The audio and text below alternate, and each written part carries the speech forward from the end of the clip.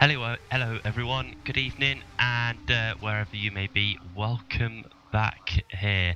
We are live once again for the WCS GP3 Championship, and today it is round 5, and we are coming all the way from Monza in Italy, and what a fantastic track this is to join us here today. This is going to be a wonderful evening's worth of racing here for the GP3 cars, and I think the drivers are feeling much the same as well, because we have 29 cars in the field right now, with a few minutes left to go warm up before we go to the race session. So it's looking like we're going to have one hell of a race, or well, make that two actually, because of course we've got two races here today to follow through. So this is going to be absolutely exciting. It's going to be incredible to watch these cars go around here with the slipstream in. I guarantee that we're not going to be short on overtakes here tonight, and that's certainly going to be one to watch out for. I'm your commentator, Sam Jones, for today, and unfortunately, in terms of commentary wise, that's it. No Joshua Anderson tonight, and no Joshua Anderson for the rest of the GP3 season, it looks like, due to other commitments. Unfortunately, he probably won't be able to make it, which is a shame, because he is my one and only comms buddy. But you'll just have to put up with me. Don't worry, he'll still be around for the Meganes, so you'll still get to enjoy his incredible excitement all the way through the touring car action every other Monday night. So definitely tune in for that one. But back here tonight then, we are here live at Monza, as I have stated, of course, and we just have a couple of minutes left to warm up now. We've already been through the qualifying session, and it was Daniel Brewer who managed to take pole position today, driving for Enterprise GP. So continuing a strong run of form for Enterprise, as they have done over the last few rounds, and it's a two-car field for them as well this time around, because Janovic is here as well today. So a good showing for Enterprise GP, and they actually managed to get third and first, of course, in qualifying. So that was a great effort by both of them, but they were split by a new race winner to the league as of Silverstone, and that is Jonathan Holmes for TG Racing, who are looking very smart now indeed, as they now have a livery to showcase it. It's a nice black and orange livery, orange on top, black below. It looks fairly simple, but really eye-catching, I must admit, and that's it. That's nice that they finally got a livery. I think a couple more teams have released theirs as well now for Monza, so the field is looking plenty colourful, and just a bit easier as well to identify all the drivers and cars. So that's really going to be the key today, trying to identify all these drivers, because like I said, we got 29 people in the server, dropped down to 28 temporarily, but we should be back with 29 in a second, and that's just fantastic considering we're in the 5th round. A good turnout here today, and with a track like this, unfortunately some of these guys are probably going to go a bit unseen, because we're going to have that much action on the cards. I can guarantee you that. Such is the nature of the track. It's got plenty of long straights, all separated by fairly heavy braking zones for the chicanes, the Rettifilio, Della Roggia, even passage zones at the first Lesmo, second Lesmo if you're brave, down to Scari as well. That's always a great place to overtake, and then the Parabolica, of course, where I'm sure we'll see a lot of side-by-side action before the cars head back onto the pit straight for another lap. So definitely overtaking opportunities all around the track, and with the way that these cars have been kind of set up and built, they just promote overtaking more than anything. There's very little dirty air effect, so the drivers can really benefit from being able to sit behind the driver in front, and I think we're going to see some good pack racing here today. A lot of guys really just going for it all the way through these two races. The first race, of course, that's just about to come up in a second as we've come to the end of warm-up. That, of course, will be the feature race, which all drivers will have to make one pit stop, and two compounds of tyres must be used in the first race as well, the soft tyre and the harder tyre. Watch out for them. Softer is yellow sidewall and the harder is the white sidewall, and we'll see what the strategies are like terms of them, most drivers will pit roughly around the midway point, some earlier, some later, depending on which tyre they've started the race on. So it looks like we're just about ready to go.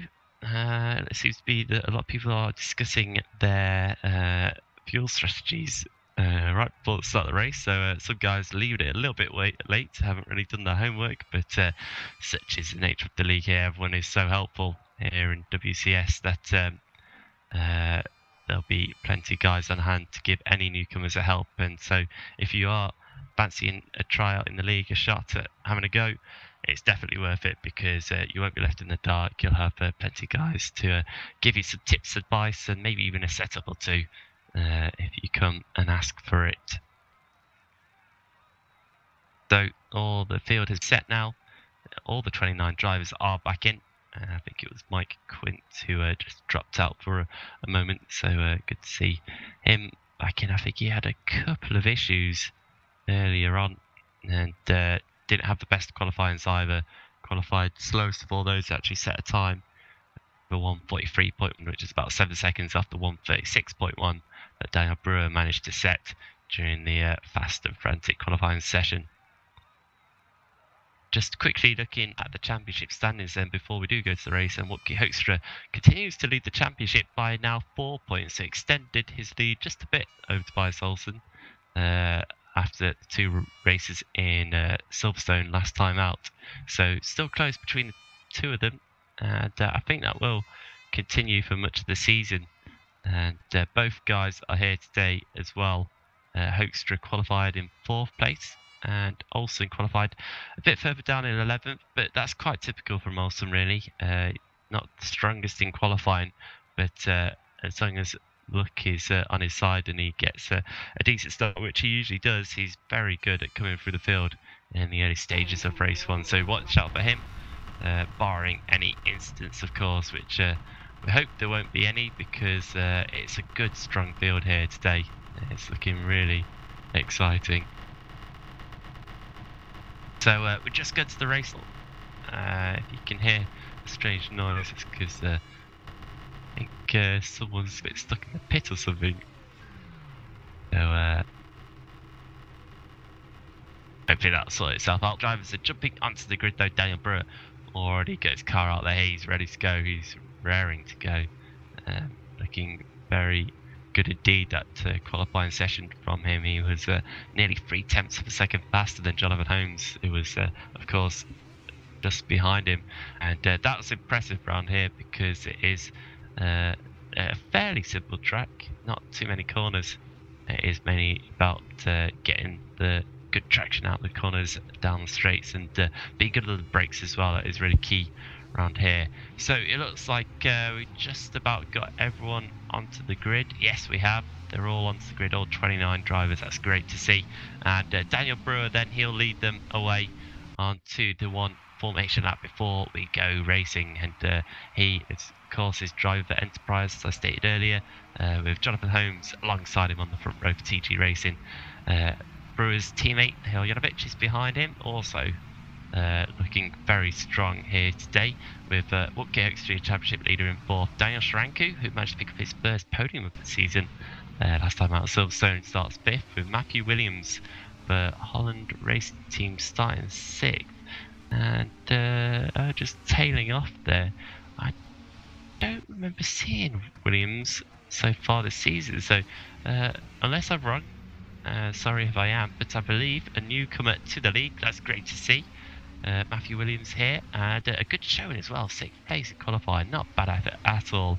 I'll have to see how he gets on in the race. Roy Schroeter then is in 7th, with Johan Lindberg in 8th for Ice Cold Racing. Sven de Vries for Positive is in 9th, with Ryan Nash for Satellite Racing in 10th. Tobias Olsen, your 2nd place driver in the championship, the 2nd of the Ice Cold Racing cars as well, is in 11th, with Wesley Stefano joining him on row 6.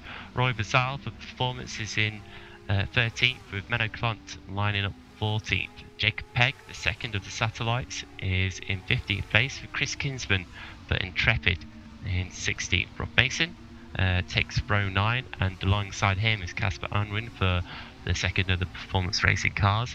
Lars Brugman not a great qualifying for him, but expect to see him cover the field positive. Probably didn't really do any laps beforehand, so he'll be learning the track pretty quickly now. But expect him to get into the top 10, maybe even a top 5 if all goes well for him. Going to Vries, the second of the Holland Racing Team cars, is in 20th with Rennick Hoekstra. My 21st with Niels Boss alongside him. Marco Vandenbroek for Racing Team Schroten is in 23rd with Dan Hutt, Jonathan Holmes' teammate for TG Racing in that very nice looking livery in 24th. Paul McKenna is driving the WCS Open team car, so no team affiliated to him today. He's in 25th with Joe Watts for JP Performance in 26th. Then we've got Mike Quint for MDR in 27th with Eric Stamford for McZurich in 28th, and Jeffrey Fournier didn't set a lap time in qualifying, so he'll be starting from the very back of the grid all on his own on the 15th and final row for Stax Racing. But again, another good driver. Watch for him coming through the field, as long as he doesn't have any issues, which unfortunately he did have a few in Silverstone, so hopefully for him it'll be better this time around. It seemed like Quint do a bit of a donut there on the start line. I think a few issues, maybe just lit it up a bit too much, but all the drivers on the grid now. This is really going to be exciting stuff. 25 laps here at Monza. What could be better? The lights are on, the engines have risen, and we are go in Monza. And oh, there's already been some contact behind. I think there's a car having some connectivity issues and a few drivers around on the start line. But Jonathan Holmes then leads into turn 1. Daniel Brewer sticks to his outside and tries to go around the outside to take the inside for the next corner. Great comeback there by Brewer. Hoekstra up into 3rd already. Janovic is down 4th with Lindberg into 5th. It looks like it's all been a bit messy into turn 1, but of course it's so tight it's not surprising there at all then. But Brewer leads coming down into the next chicane here. Jonathan Holmes and Hoekstra right in his tail. The 3 of them have already made a little breakaway.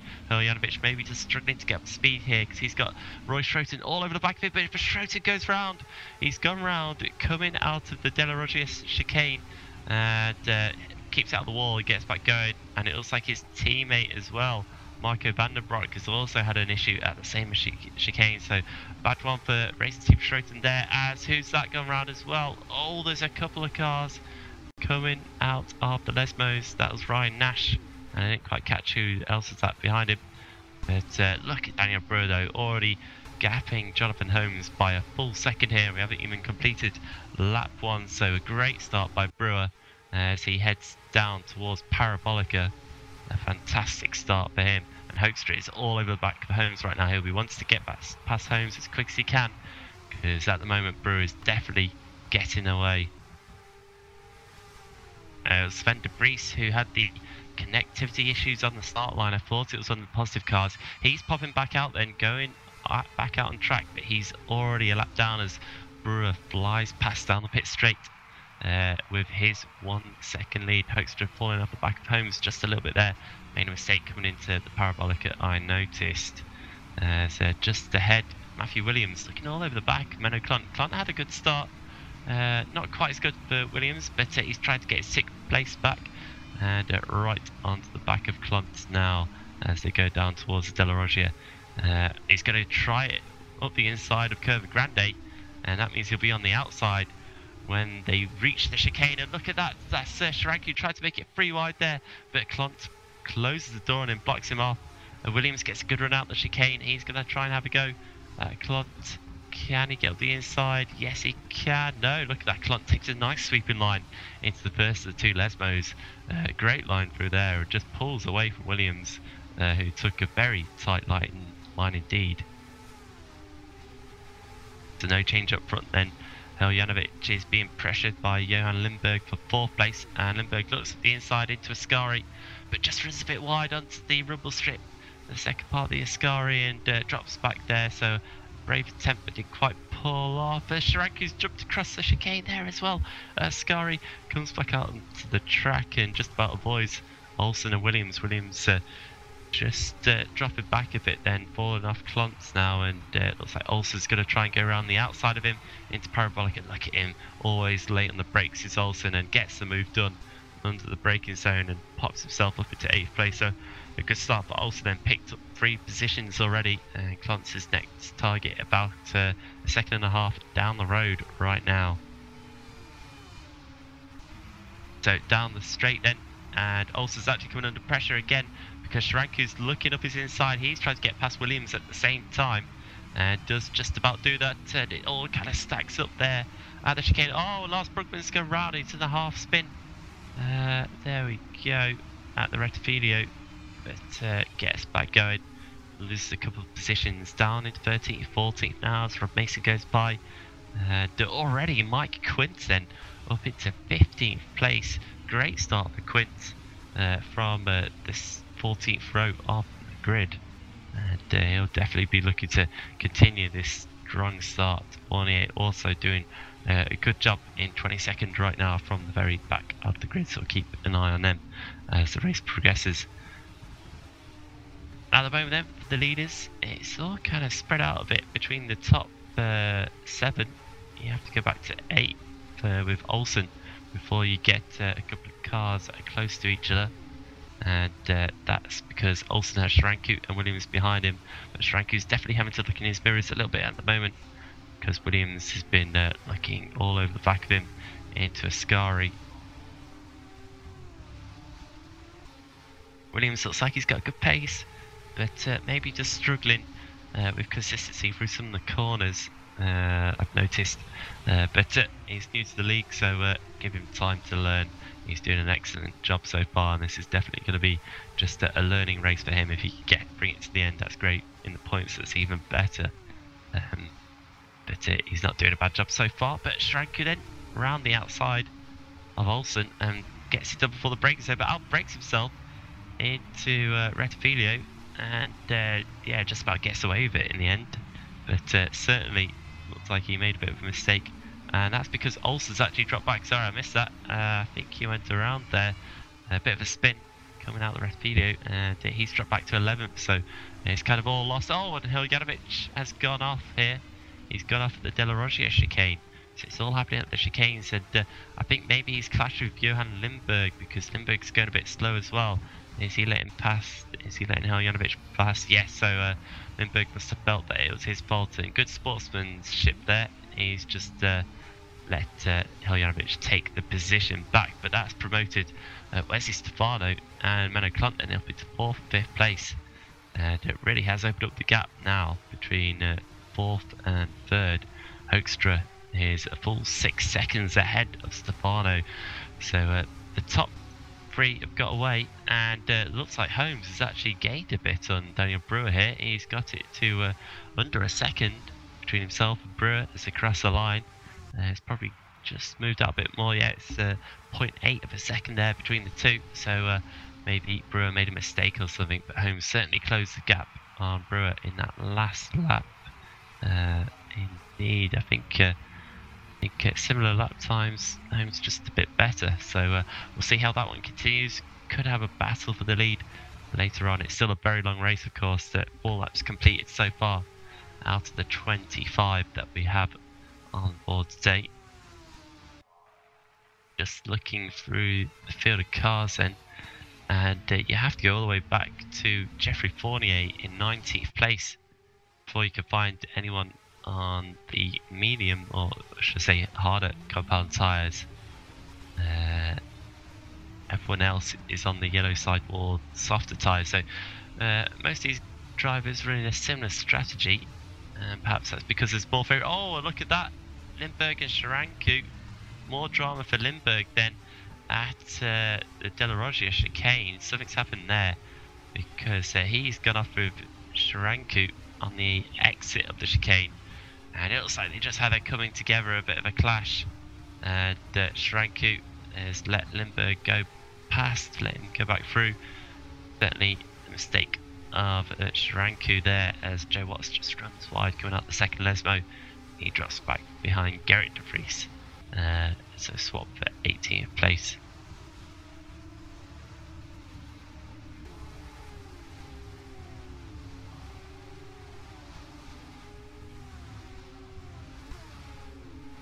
So Mike Quint now finds himself in 9th place, already into the top 10. Great start by Quint.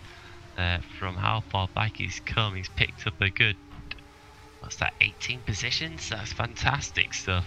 And he's got Roy Schroeter's all over the back of him at the moment though, and Roy Vasile as well. So the two of them just starting to harass Quint a little bit. Of course, Roy himself had an issue early on in the race, dropped all the way back to about 20th or so after losing at the De La Rocha chicane in lap 1.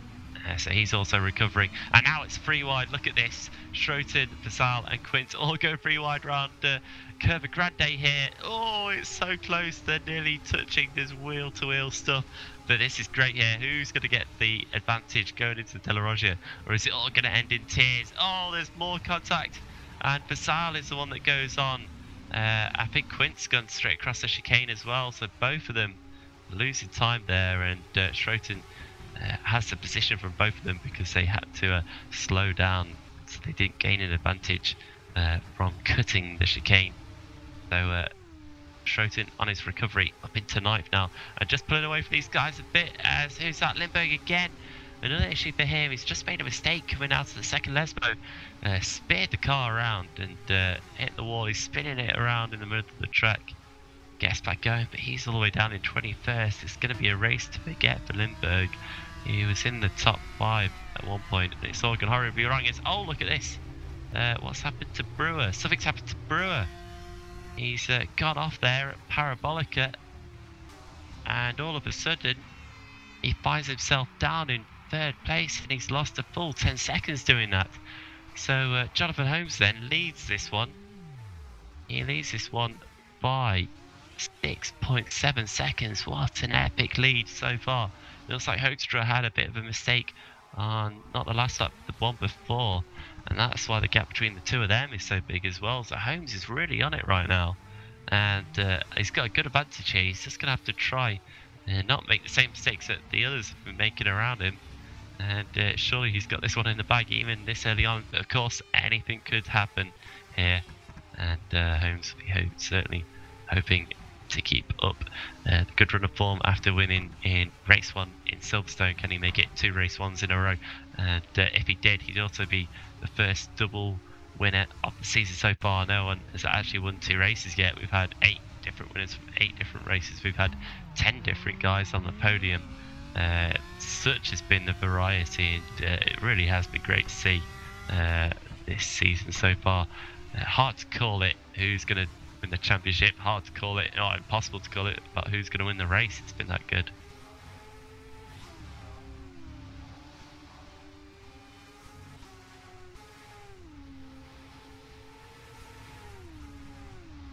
So Matthew Williams finds himself in 6th place at the moment, coming under a bit of pressure from Antonio Heljanovich, driving for Enterprise GP, of course. Tobias Olsen found himself back into 8th again now after losing a few positions earlier on, and Roy Schroeter here in his pits now. I thought it was for a second there. Took a very tight line coming out of Parabolica to the end his lap. 7 laps completed, so he's not doing too bad in 9th. Quint's then coming under pressure. Look at this, free wide once again. Quint, Vasile and Brugman this time are going free wide into the first chicane here, and a bit of contact through Retifido into the second part, and it looks like Quint's just about going to hold on to his position, but Vasile is looking around the outside of him through Curva Grande, while behind the Brugman and Schranku go side by side at the same time. So I think we're going to have a pair of cars here going into De La Rocha, as it's all very tight there. Brugman just gets onto the curb a bit too much, skips across the curb, and luckily didn't crash with Schranku, as I think someone's gone off in the background. That's Gerrit de Vries to fall in foul of De La Rocha chicane. Very difficult chicane, so easy to lose it on the exit, and the curbs are very unforgiving as well. So he'll be hoping for better, as Matthew Williams here is really challenging Menno Klont. I think Klont's had a bit of an issue. I think he's perhaps gone off somewhere on this lap, because all of a sudden he's got Williams all over the back of him. 4th, 5th place, and both drivers doing well here, considering where they've started, and because it's Williams' first race as well. But going to be tight between these guys. Williams is going to get a tow down the pit straight. Going to jump to the outside then. He fancies going around the left hand side of Klont. He's going to have to brake much later into the chicane and try and keep the inside line, but he can't do it. Klont brakes very late. Good experience there on the brakes by Klont, and is able to hold on to the position, but Williams gets a good drive coming out of the Rettifilo and along Curva Grande down towards Della Roggia. You have to think that Williams is probably going to have another go into the Della Roggia chicane. He's on the inside this time around, brakes very early again, looking very cautious here is Williams, but it's paying off to an extent because Klont's broke himself. But look at that, Williams got held up there a bit, and Heljanovic is off his inside going into the first Lesmo, and Williams just has to let him through. But Heljanovic has gone wide, so it seems while Williams is keeping it cautious, those around him are just perhaps trying a little bit too hard there. Heljanovic running wide, getting back onto the track, didn't spin or anything, just a position lost that he had for all but a couple of seconds. So I think it'll be battle resumed between Klont and Williams in a second.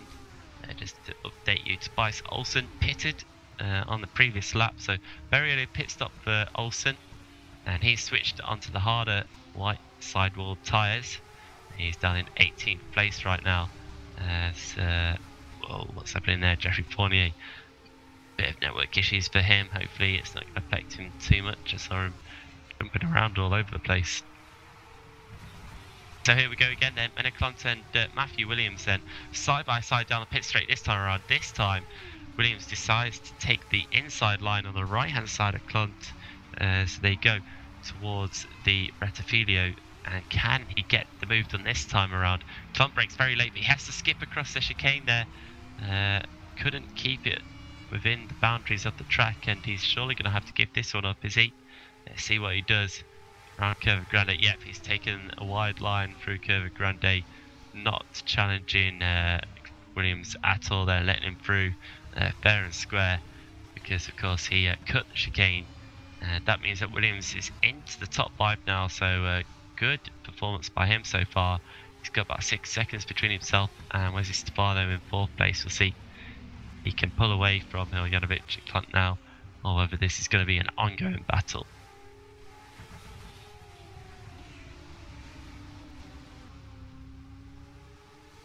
So an update on the leaders. Jonathan Holmes for TG Racing is still leading this one after 9, nearly 10 laps now. 25 lap race. Wupke Hoekstra in 2nd place has managed to bring the gap down a bit. It's down to 5.4 seconds. So it certainly looks like Hoekstra's got the speed at the moment to catch Holmes. And he's got the time to do it as well. But we'll have to wait and see if he can keep doing that. Another 4 attempts taken out, then the gap's down to 5 seconds exactly, and he's being chased down by Daniel Brewer too. Brewer, of course, who had that issue earlier on.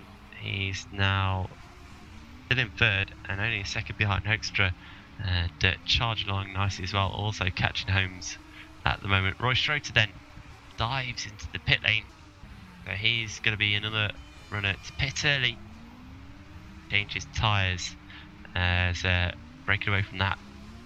Lars Brugman then coming under a lot of pressure from Quint and Sharanku. They're going to go side by side, 3 abreast into the first chicane there, and Quint's going to come out on top, or is he? Because Sharanku's challenging. Brugman gets a good run. He just kind of held back a little bit and then really put a stint on, got the momentum going out the chicane, but he's struggling to keep it around the outside of Sharanku right now. Has to slot in behind. Once again, Sharanku's going to challenge Quint here into Della Roggia. Quint takes a nice wide line just to avoid Sharanku there, to make sure there wasn't any contact, and nearly lose it on the exit of Della Roggia.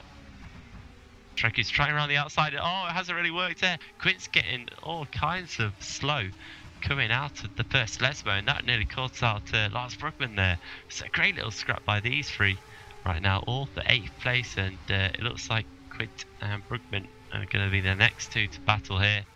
All the positions. Brugman looking to the inside of Ascari. Oh, slight attack there. I think Brugman thought he could slot back in behind Quint. Didn't quite work actually.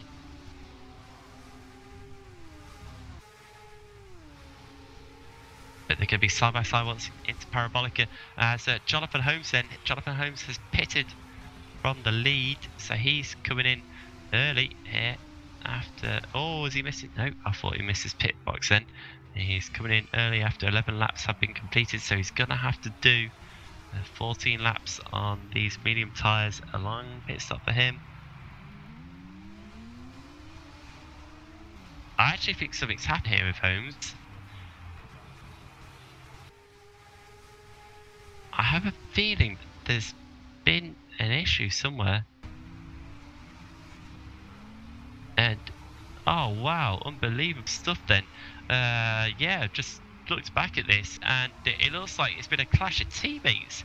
Jonathan Holmes has just been hit off the track at the second Lesmo by his own teammate Dan Hutt, who was a lap down. So absolute disaster for the team, for TG Racing. I can't believe this. And Holmes, who had such a comfortable lead, all of a sudden he finds himself down in 11th after pitting, and I don't think he's actually going to get the lead back after this either.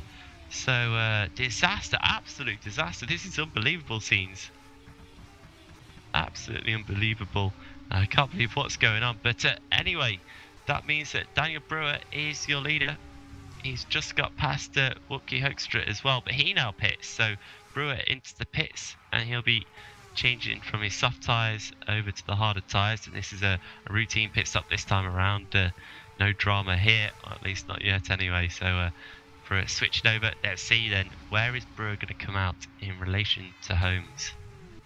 Holmes is down the back straight at the moment, just behind Tobias Olsen. And he's not even got to parabolic yet. And look at this, Daniel Brewer's leaving the pit lane. He's off the speed limiter, he's back out onto the track and he's away. And that just shows you the amount of time that Jonathan Holmes has lost here from that incident with his own teammate who was a lap down as well. Bizarre stuff here. Really is bizarre. We'll have to see it through the first split. Holmes coming into the first chicane then, while Brewer is already in Curva Grande. So yeah, disaster for him. Brewer having to just be careful here because Sharanku's tried to get past into the De La Rocha chicane. I think Brewer's just letting him go for now. We're not really racing Sharanku. Brewer's just waiting for his tyres to warm up before he can get back going, and he might have already got there actually because he's coming to the Lesmo here. He goes straight back up the inside of Sharanku. There's actually contact between the two, and Sharanku goes off track here, comes back on in front of Jeffrey Fournier, who's doing fantastically well, up into 7th place right now, of course, on the alternate strategy on the harder tyre, and he's actually going to challenge Sharanku then. So a near miss for Brewer there, and one that could have really been self-inflicted after a slight contact. But Fournier having a look at Sharanku into a sky, but can't quite pull it off, as Wupke Hoekstra then, our latest leader, comes into the pits, and it will be close between him and Brewer. It looks like, oh no, but Sharanku hasn't got far enough into, Hoekstra hasn't got far enough into his pit box. I haven't seen that before. There's a whole gaggle of cars coming in now. Stefano, Klont, Janovic, the top 4 all pitting. And Hoekstra then comes back out onto the track. Where's Daniel Brewer? He's coming down the pit straight now. Hoekstra's back out onto the track, and Wupke Hoekstra then will retake the lead of this race here into turn 1. And it is close between the two of them, less than a second in it. But it looks like that slight mistake by Hoekstra getting into his pit box didn't hurt him too much. And he's actually been able to assume the lead of the race, hasn't actually lost the lead in that pit stop sequence then. So still a few drivers left pit. Daniel Sharanku and Jeffrey Fournier, 3rd and 4th right now, battling very closely. And then behind them is Jonathan Holmes, who's now 9 seconds behind your leader Hoekstra. So it's been about 15 second swing. And yeah, that's a lot of time lost for him. But it's still a long way to go. He's still trying to catch up.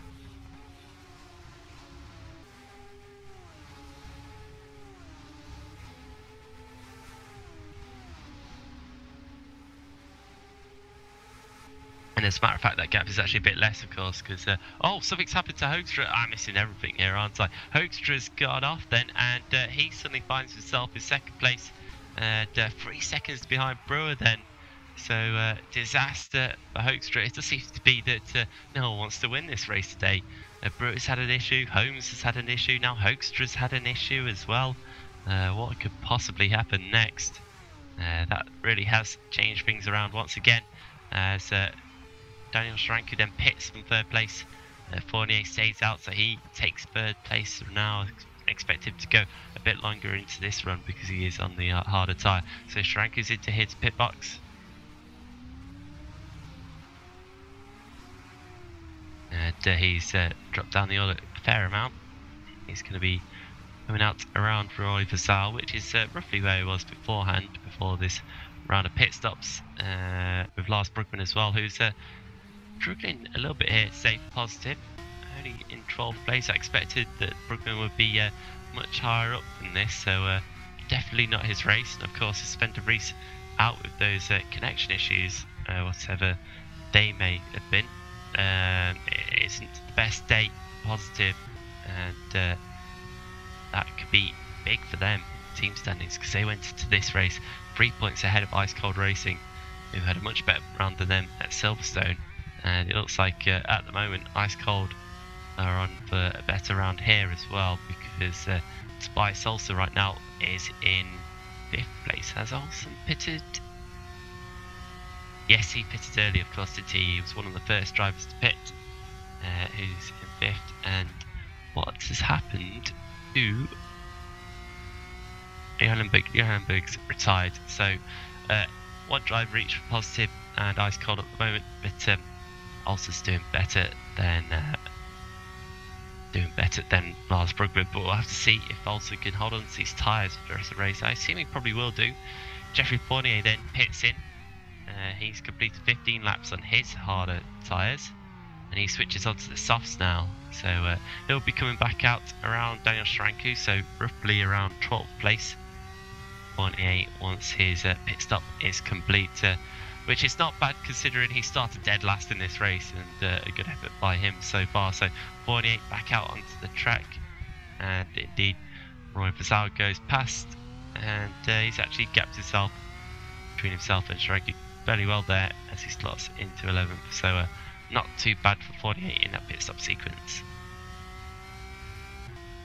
So after all that shaking out, then Daniel Brewer is leading after Hoekstra's mistake. He's 3.5 seconds behind Brewer now, and only seeming to lose time. Holmes, I think he's lost his way a little bit now, lost his concentration. He's made a mistake at the De La Rocha chicane, unforced really, and he's about 10 seconds behind Brewer, and actually falling into the clutches of Tobias Olsen right now, so he may not even get on the podium here if it continues on like this, because Olsen is looking fairly racing behind him, and I think this could be a battle that starts coming along in a few laps. Behind him as well, Wesley Stefano and Menno Klont are scrapping it out for 5th place. Klont right on the back of Stefano, so that pit stop sequence has been good for Menno Klont. He's certainly caught up with Stefano, leapfrogged Matthew Williams as well, and he could be getting himself back into the top 5 here. Takes the outside line for Parabolica, tries to switch back, but it doesn't quite pull off, and he'll be going right up behind Stefano, and he's going to slip straight in all the way down straight here into turn 1. And look at that, Stefano definitely keeping to the inside of the track there. He wasn't going to let Klont have the inside at all, no matter what the cost. And they'll be side by side into the first chicane. Klont have the inside line for the second part as they come out, and gets good traction as well. Stefano, I think, just got to the curbs a little bit there, coming out the Rettifilio. So position loss for Stefano, but he's still on the back of Klont, and now he switches to the left hand side of Klont. He goes to the inside then for the De La Rocha, and they're going to be side by side, wheel to wheel once again. And again, Klont just sweeps an outside line around that corner, around the chicane. It's really nice and clean through there. That holds on to that 5th place then, and this has only allowed Matthew Williams to catch up as these two have scrapped away. So Stefano could be struggling to hold on to 6th place here now, by the looks of things.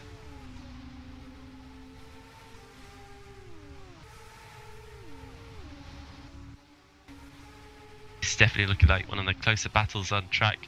Klont, Stefano and Williams 5th, 6th and 7th. There's also battle further behind Schroeter and Hiljanovic, but that's all gone wrong because it's Skari. Hiljanovic has just had snap oversteer, it looks like, and spitted off into the gravel. He kept it out the wall though, but he's going to come back out on track quite far down. Fournier and Gonzalo just passed him, so 11th place for Hiljanovic right now. And I actually think we've had a bit of an issue here for Hiljanovic. He seems to have disconnected. Oh, what a disaster. What a disaster for Hiljanovic. Always seems to be his weakness, does his connection. And that's a shame for him and Enterprise. But on the bright side for them, they have Daniel Brewer right now leading this race. In the lead at the moment after, of course, losing it earlier on. But he's gained it back after a bizarre incident for Jonathan Holmes and a mistake by Wutke Hoekstra. He's handed Brewer back the lead, and the Enterprise GP driver could certainly be on for his second win of the season here. Like I said before, he'd be the first guy to do it. And after missing last round at Silverstone, he'll be very pleased with that one if he can pull it off.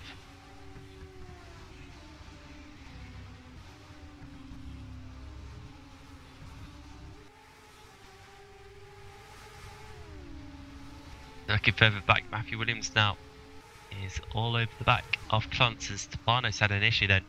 He's dropped back behind Roy Schroeter, and Williams is looking to the outside of Klont for Ascari. Nothing on there, and he'll have to just line Klont's back up again. Go down towards Parabolica. Williams looking very good here. And of course, we saw earlier in the race, Williams got past Klont before the first round of pit stops, and he's going to have to try and do it again here. He's going to go to the outside of Parabolica, breaks really late around there, and almost surprises Klont, I think, and takes a really nice line all the way around the outside of Parabolica, gets the job done.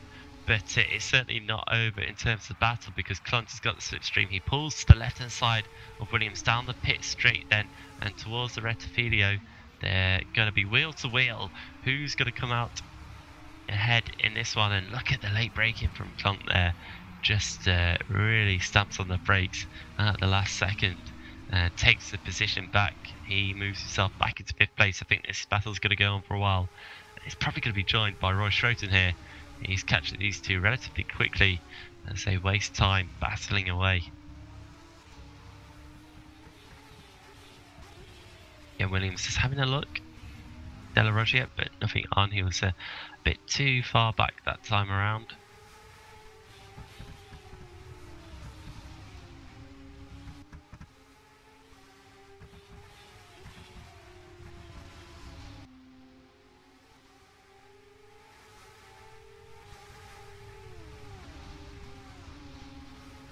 So it still looks like it's probably the closest battle on track, especially in terms of the front runners. And Williams, again, just poking his nose out into the corners, having a look at Klont, but can't start having any of it.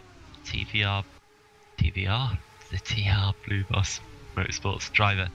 TVR, I've got cars on the brain right now. Matthew Williams, so he's certainly looking racy, isn't he? And he's done an excellent job so far in his first race here. Started 6th, still in 6th. That's not bad at all, especially considering everything that's gone on around him. And still has a potential for getting 5th place here in these last few laps. We enter lap 20 of the race. He's hitting the limiter then down the pit straight. I wonder if he hasn't quite got his gearing correctly, or maybe that's just how it is. But certainly hitting the limiter very early on, and that's not going to help him get past other drivers here. He's again going to have a look at Klont here. Looking to the outside around Curva Grande. Klont, I don't think he wants to give Williams the inside line for the Della Roggia. And brakes very late there, but skips over the chicane. Completely misses the chicane. Pops back onto the track. And has to say, here you go, Mr. Williams, you can have the position, because after that, there was no other way about it really. He gained an advantage by cutting the chicane, and he just has to now sit behind Williams, just regroup here. He can have another go. I'd be interested to see what Klont's limiter is like down the pit straight. I'm gonna follow that one. He's right behind Williams right now for Ascari. Car still looking good. Williams feeling the need to move to the inside of the track before Parabolica, then switches back, just trying to break the slipstream here, trying to break that toe right now. Klont's just gone a bit too wide of Parabolica, slips off the track a bit. Roy Schroeter now not quite close enough behind, so here we go. Klont's still got a good run on Williams actually, slipstreaming down the straight. And yeah, I didn't hear Klont hit the limiter at all, so I think definitely Williams is going to shorten his gears here, but oh, look at that, Klont is struggling with his braking right now. Completely misses the first chicane, and again he's going to have to give this position back after claiming it for the merest of seconds. They're actually going to go side by side. There we go, Klont slots back in behind Williams. Is he going to have another go? He's thinking about it into the De La Roggia? I thought he was. It was kind of a Hamilton-esque in Spa 2008 after that epic battle in the closest stages of that race where he had to go after giving the position back. Got penalised for it quite controversially. I remember there's lots of discussions about that one. But aside, back to some great racing here, and that is that Roy Schroeter has now got onto the back of Menno Klont then.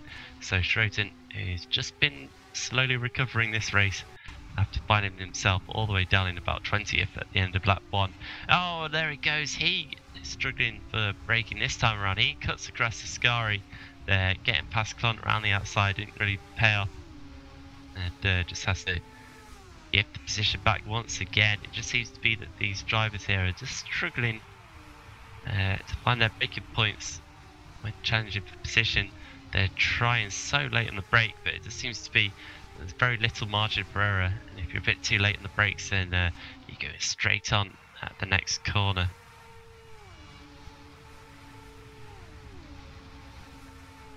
Down into the Rettivilio then. Can Schroeter have a go at Klont? He ducks out at the very last second. I almost thought he was going to hit Klont there. There is contact between the two of them in the second part of the chicane. Klont has to jump across the chicane because of that. And I'm inclined to think that he's probably going to hold on to this position here because Schroeter did give him quite a whack on the side there through the chicane, and I think that's exactly what he's done.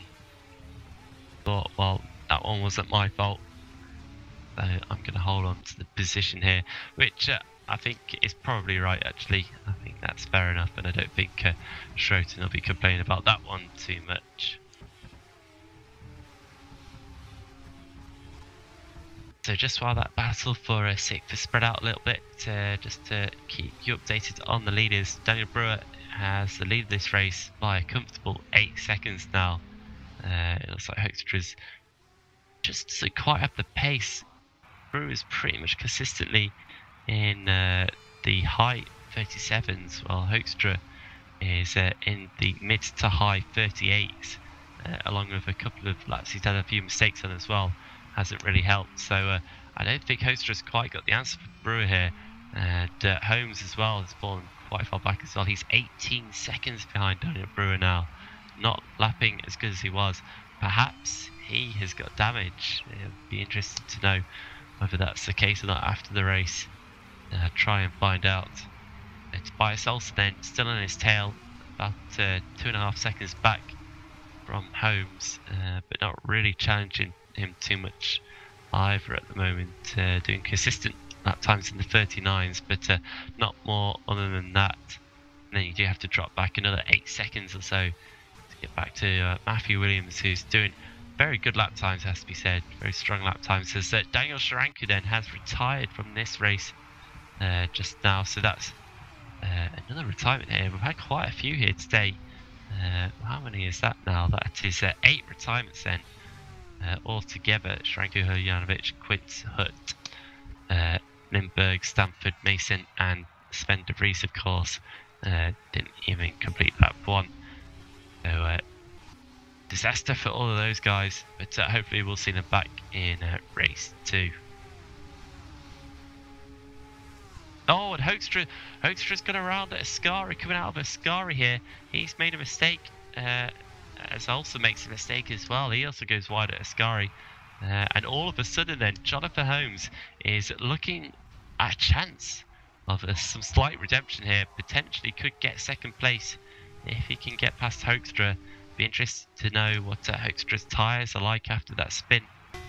They can't be in good condition as we enter the penultimate lap of the race, and it's gone by quickly, hasn't it? But we're here already, and so Holmes has only got 2 laps then to try and claim second place here in race 1 at Monza. Daniel Brewer looking very imperious right now, 18 seconds ahead of Hoekstra after that mistake, and well, it's pretty much done and dusted for him. He can probably drive around one-handed, have a drink while he's doing so, take it nice and easy, wave to the virtual fans. Anyone who's stood behind him, I think, what is he playing at, waving at the monitor? But that's certainly what he could be doing right now, as it's getting very racy here between Holmes and Hoekstra. Keep an eye on Schroeter and Klont as well. It's also close between them. But Holmes is right onto the back of Hoekstra now. Just lost a bit of time coming out the second Lesmo, but he's certainly within that kind of distance where you really will feel the effect of the slipstream. Into Ascari then. Hoekstra just misses the apex at the start of Ascari. That's going to compromise him for the rest of the corner. And that's only allowed Holmes to gain on him once again. Here we go then, Hoekstra staying to the inside for Parabolica. Jonathan Holmes is going to go to the outside. Who can break the latest out of these two? It's going to be tight between the two, and Holmes just runs wide there onto the marbles and doesn't really get best of lines through the corner. Hoekstra manages to pull away a bit, but probably not far enough. Holmes is still going to get a good slipstream here down the pit straight, then onto the final lap of the race. Daniel Brewer already starting it.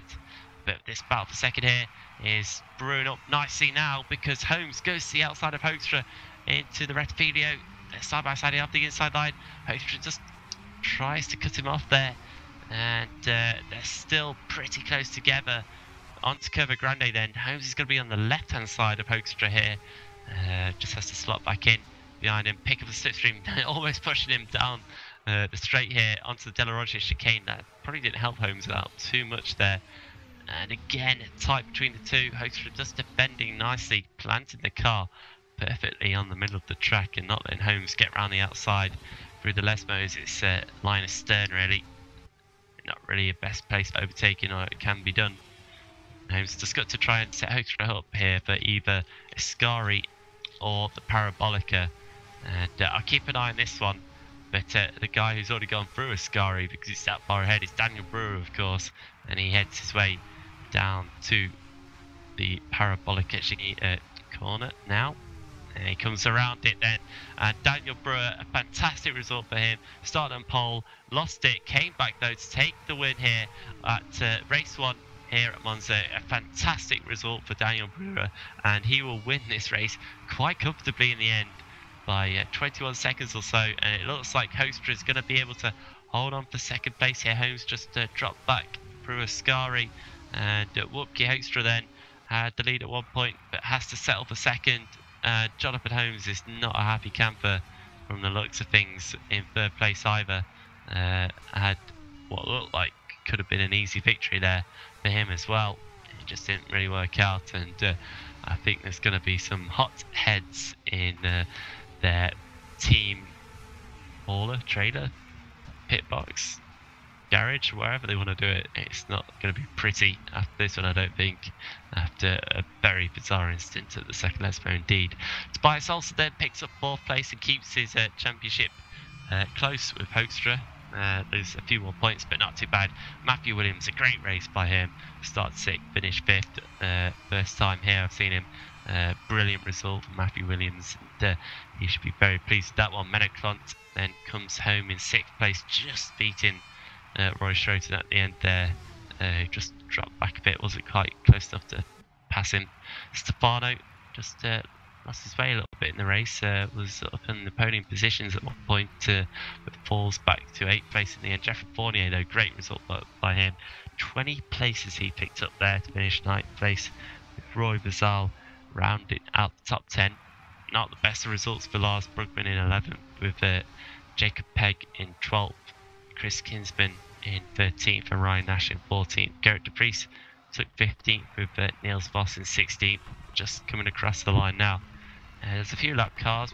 Rennick Hoekstra in 17th, Joe Watts in 18th, Casper Unwin in 19th, Paul McKenna in 20th, Marco van der Broek, not the best races for him. He was laps down in the end, and a plentiful of guys who didn't manage to finish the race. Daniel Sharanku, Antonio Hojanovic, Mike Quint, Dan Hutt, Johan Lindberg, Eric Stanford, Rob Mason, and Sven de Vries. We got eight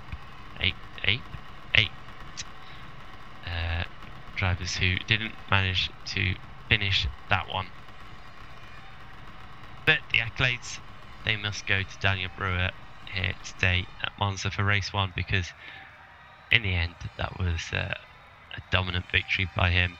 After the final round of pit stops, he took the lead, and it didn't really look like it was ever going to be anyone else's after that, because he was just pulling away from the field so quickly. The only driver who could really hang it in the 37s. That's incredible pace by him.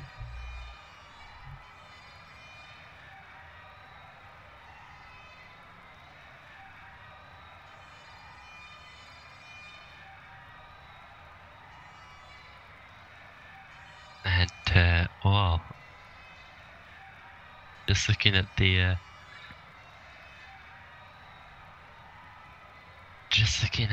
comments after the race, Jonathan Holmes is definitely not happy indeed for what happened with his teammate. I think that's going to be one of the highlights of the season there. That incident.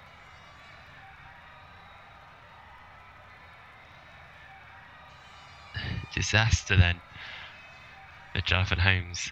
But at least he was able to continue on and picked up a podium.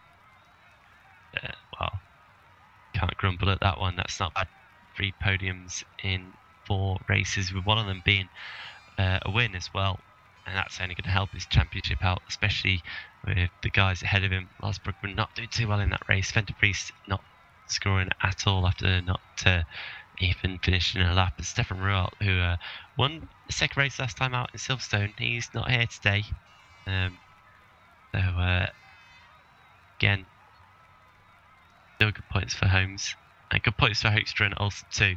And that's really cemented those two guys as the 2 main competitors here. The championship, it just seems every race that those are the 2 that managed to bring the car home in the top 5 and pick up the vital points that they need for both drivers, and they just continue to pull ahead from the rest of the field. And it's certainly looking like the rest of the season it's going to come down to those 2.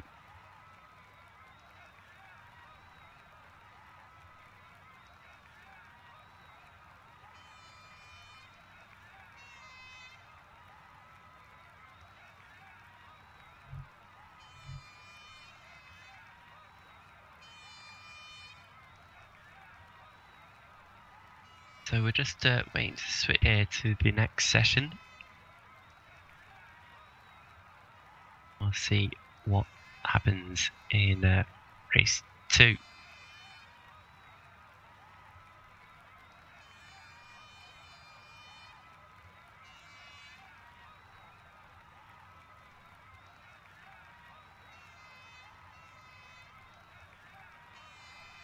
So just making a note here of the results of race 1. Might keep them organised to look at after the race, of course.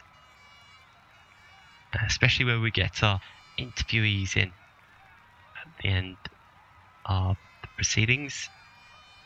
Always good to be able to look back on all of that. And again, really impressed to see the turnout here today. The 29 drivers take part in race 1. It was fantastic to see, and that's not bad considering we're already into the round of the season here, and usually in many leagues attendances just drop a little bit after a few races, but a good strong showing here today at Monza, and a great race as well that we saw. A good battle for positions throughout the top 10. and further down the field as well.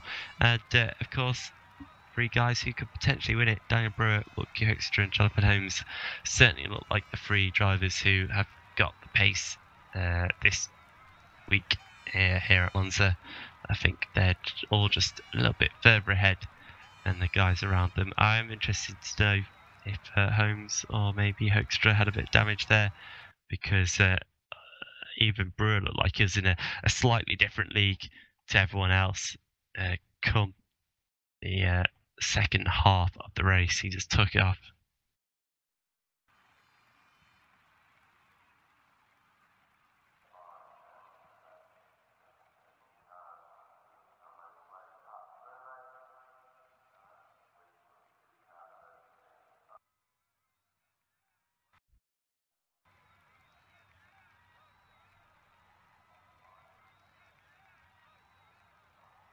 So we're switching over then, and we'll just have a quick mini break at the moment in proceedings. We'll go to a warm-up session, probably for about 5 minutes, I'd assume, and then we'll go into the second race of the night, which I believe be about 12 laps here. 12, 13 laps, usually around half races of the first race. There'll be no mandatory pit stops in the second race, and drivers can choose whichever tyres they want to. So I assume that most are probably going to go for the softer tyre this time around. It usually makes sense in the second race.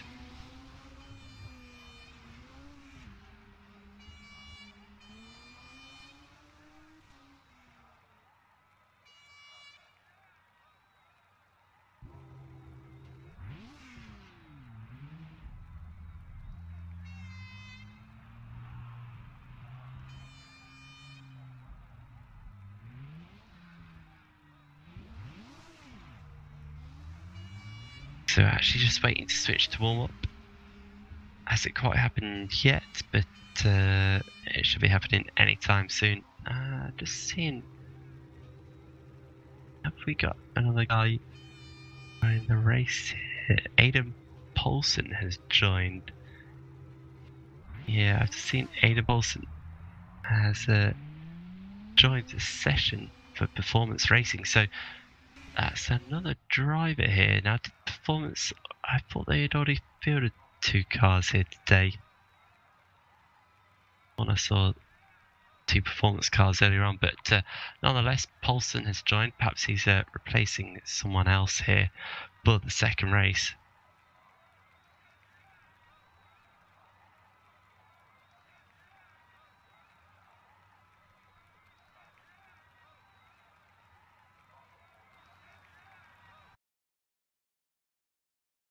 So apologies if something has happened. I've lost connection. I don't know if anyone else has lost connection.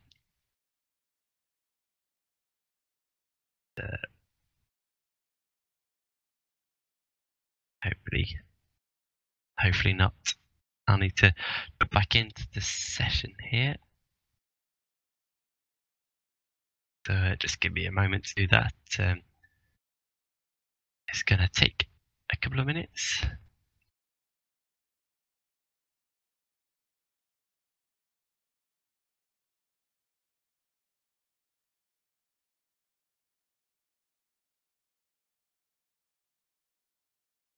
But certainly, looking back at that first race, I'd say that the main highlights for me, I think the drivers who really stood out to me in terms of what they did, of course, is Daniel Brewer. I think his pace was tremendous. And other drivers as well. Matthew Williams, from what I saw, he looked very clean, very measured, really thought about what he was doing.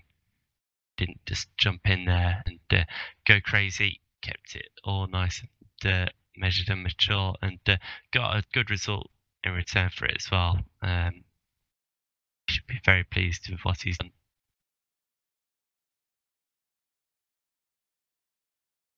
Another driver as well, Fournier. A fantastic race for Fournier there, because he of course started blasting because it so easily got caught up in an instant, or just overdrove the car, tried to come through the field. But to get a ninth place and being the reverse grid as well, race 2 is even better. I think he'll be starting second, so who knows what he could do in race 2 from that position. And it'll be an interesting one for him indeed, and for all of us to watch as well. It's going to be very much interesting if Holmes, Hoekstra and Brewer, who are definitely the quickest in that first race, if they're able to carve the way through the field, or if they'll have a bit of trouble like many of the drivers did in Silverstone, he said.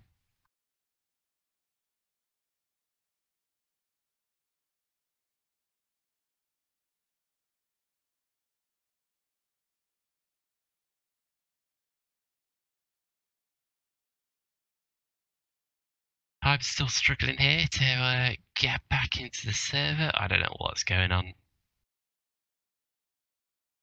I really don't know what's going on. Okay, right. I think it might be back up. So I think it might be an issue for everyone. So apologies for that. But not to worry. We'll just be starting the second race a little bit later on. I think everyone's just going to have to be able to jump back in, and then we'll get going again. After that, after everyone's been given a substantial amount of time to get back in to the server.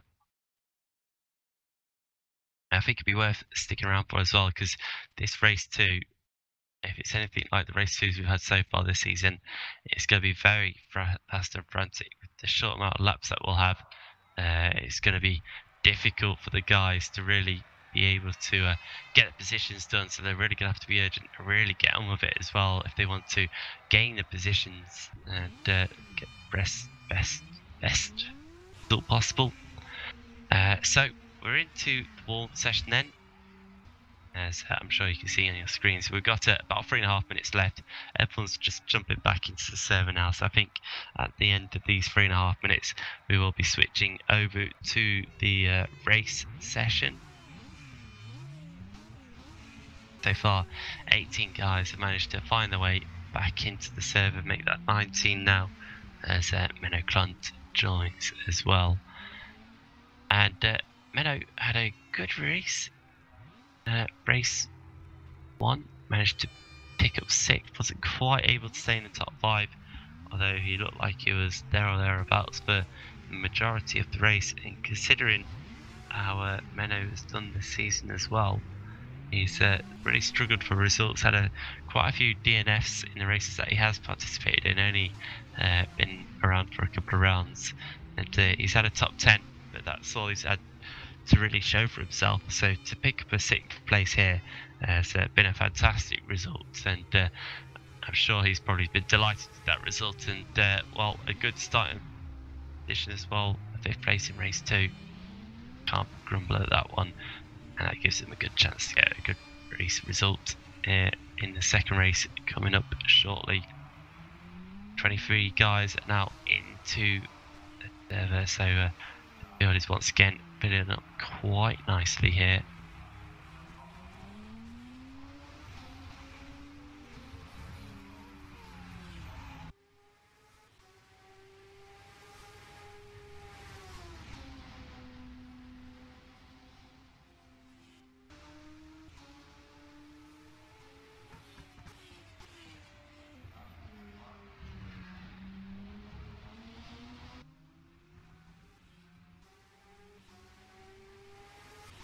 I believe then that Roy Vassal will be taking pole position for race 2. And how's Roy been getting on so far this season? Let's go have a look at the standings. And well, I'm looking at the standings, and I can't see. I'm quite surprised about this. Can't see his name anywhere. So I know he's been in the Meganes this year. So I guess this is the first time we've seen him out in GP3. season. He was definitely around last year for the Formula 3s in the previous season. But, well, I'm sorry about that. I seem to have completely missed out on that one. But it appears that Basal has taken part in his first GP3 race here today, and not a bad result, top 10 either. And now he'll find himself on the front row of the grid in pole position for race 2, with a whole gaggle of cars, 25 strong at the moment, right behind him. So, wow, that's going to be an interesting one for him. How is he going to cope with that? We'll have to find out in a few minutes' time. And well, it's even less than that now, isn't it? Well, it's down to only 15 seconds left. We've now got 26 visits in the session. Are we missing a few? We are 3 down.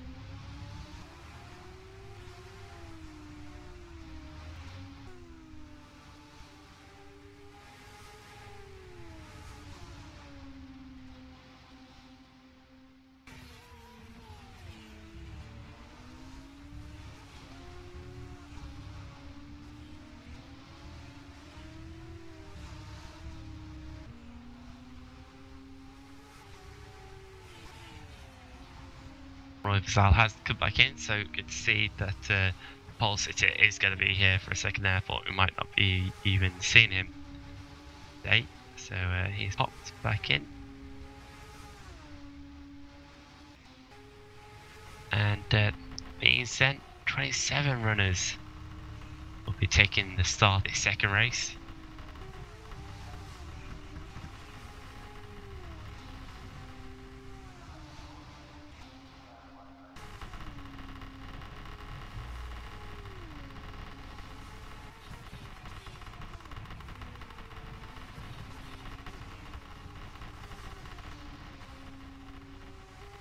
Well, that's an annoying noise that I can hear right now, so I get away from that one. Someone's having some issues in the pit lane. But the grid's being set then. 29 drivers have been set up for their positions, but I only see 27 in the server right now.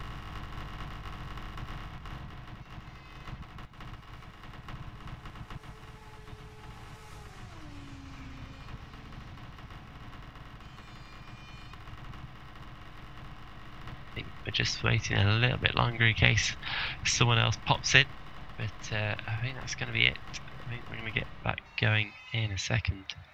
There we go. So we're switching to the race session now. 12 laps then for this second race. Going to be a quick one. Going to be very, very short indeed. This race, it feels like what's that? It's probably about a 20-minute race. So very, very quick indeed, very short indeed. And let's have a look then. What are the drivers going to do about their tyres? So Basal in first has gone for the softs. So has Brewer in 10th. Brugman has gone for hards. Pegg has gone for hards. Garrett Fries, Neil Voss, Joe Watts, Casper Unwin, Aidan Bolson, Dan Hutt, Jan Lindberg, Rob Mason, Sven de Vries have all gone for softs here. So it looks like most of the drivers are going for softs. Clearly feel like they're comfortable enough to be able to do the race distance on them. Jonathan Holmes, though, he's gone for the harder tyre. It's going to be an interesting strategy. Even Lars Brugman switched to softs. As Wesley Stefano then has missed the start of the race here. He hasn't even left the pits. So your third-place driver, Wesley Stefano, is going to even not compete in this race at all, or he'll be starting from the pit lane. So that gives Menno Klont a bit of a better run, and less for Roy Schroeder to worry about into turn 1 if there wasn't already enough to worry about into turn 1 here at Monza. But Roy Basal then, he's leading the field around for TVR Blue Boss with Jeffrey Fournier alongside him for Sex Racing. Wesley Stefano remains to be seen whether he will race or not.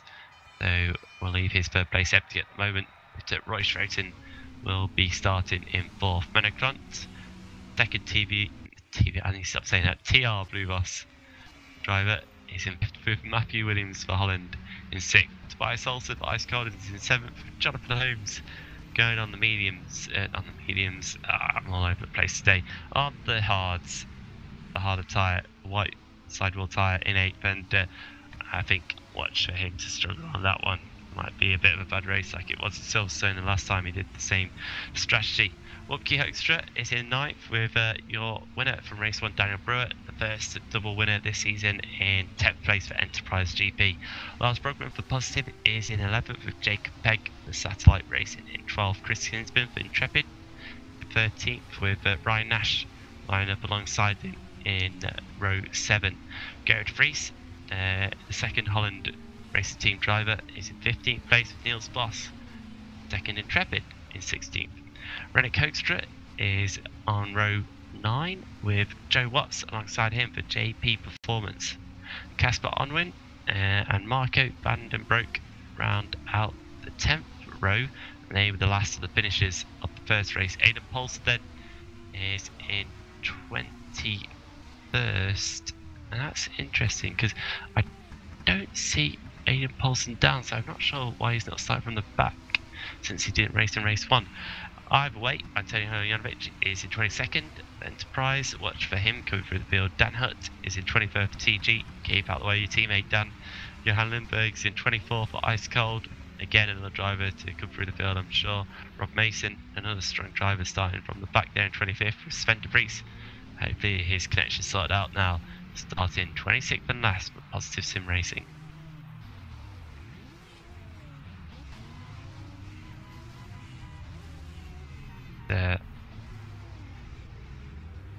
Oh, I had a bit of an issue there with my PC.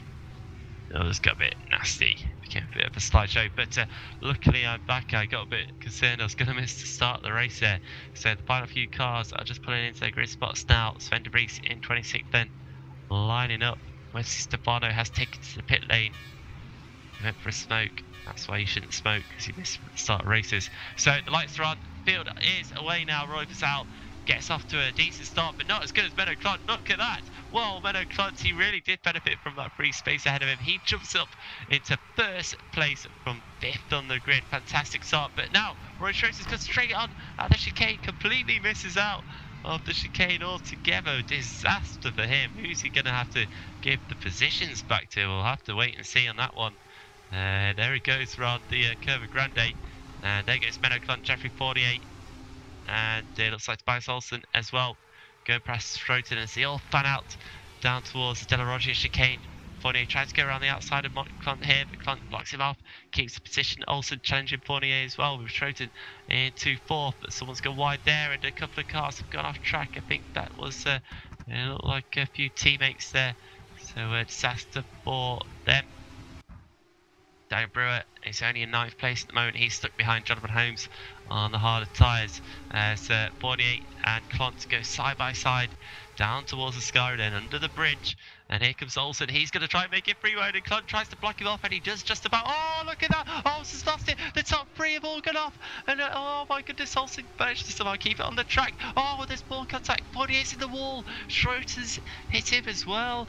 There's cars everywhere coming out of the Sky. A couple more guys going off the background, but Klont, he keeps the lead. He got pushed off there, so he feels that he deserves to hold on to it. Olsen, who did all the pushing, certainly got away with that one as well. He's in 2nd. Roy Basile then into 3rd, so good start for TR Blue Boss even after all that carnage. Matthew Williams then finds himself in 4th place, but coming under pressure from Wupke Hoekstra, and Jonathan Holmes now has got Roy Schroeder and Daniel Brewer all over him, and it's pretty wide for those guys into turn 1. Oh, there's more contact, and Schroeder's gone straight on after contact with Holmes into the first chicane. He's just not having any luck, is he, at the moment? Is Roy Schroeder with these chicanes? Seems to be every single one. He just goes straight on. And I'm actually trying to see where he's come out then.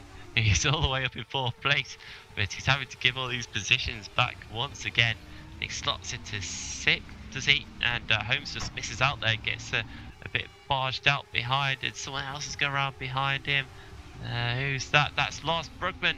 at the De La Roche chicane. He's off into the gravel and struggling to get back onto the track here.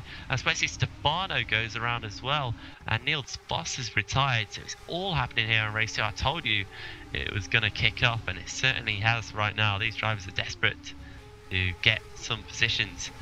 And certainly that's the case here, as Olsen is challenging, who's that? Roy Vazal for second place here. So actually it's been a switch position. Oh, there's contact between Vazal and, oh my goodness, they're all going around. There's a massive pile-up coming out of Ascari. This is an absolute disaster of a race for some of these guys.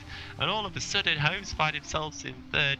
Fourth is Matthew Williams, and Holmes has gone around the outside of Hoekstra, but can't quite pull it off. It's all about this battle again for second place, like they had at the end of race 1.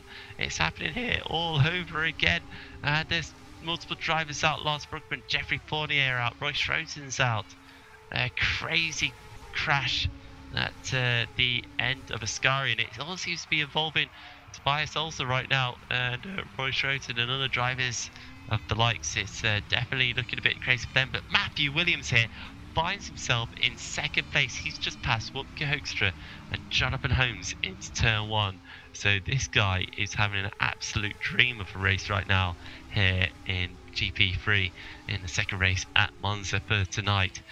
Can he hold on to this now? Because Hoekstra's looking back of his inside, and it looks like he's going to get a position. No, he's not. Williams so late on the brakes, but keeps it on the track. Oh, he loses it though. So does Hoekstra, and Holmes nips between the two of them. So he goes from 4th to 2nd this time around. These guys are constantly switching position behind them. Daniel Brewer is in 5th. I think he just passed Jacob Pegg, who went on straight on at the De La Roche chicane as well. So mistakes are plenty from everyone right now. It seems to be a real difficult track to get these cars slowed down on. Certainly the breaking points are catching a lot of these drivers out here today, as Williams pops out as a look at Hoekstra, but makes better of it, slips back in. I think that he'll try again another day.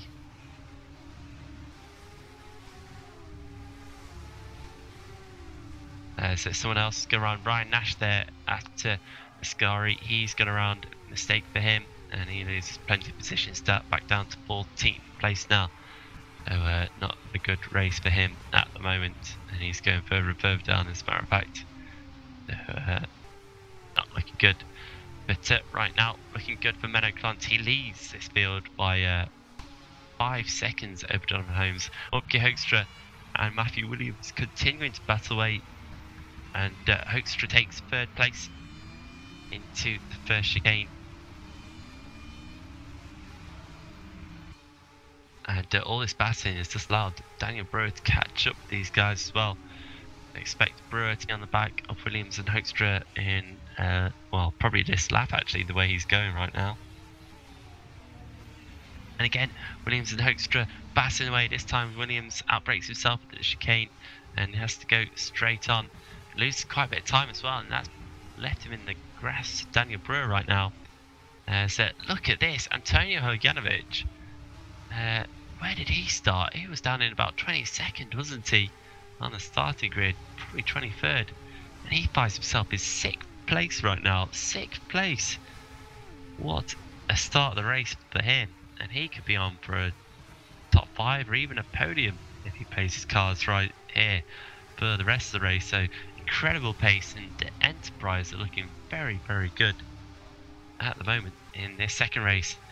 Daniel Brewer then lining up Williams for Enterprise, of course. Brewer, and he's going to try and go around the outside of Williams into Parabolica, sticking it hard around the outside, and oh, Williams just kind of shuts the door on the exit there, and Brewer has to slot back in behind. Once again though, Brewer's got a good slipstream down the straight and already pulls out to the inside of Williams. They're going wheel to wheel, toe to toe into turn 1, but Brewer nice and late on the brakes there, gets the job done.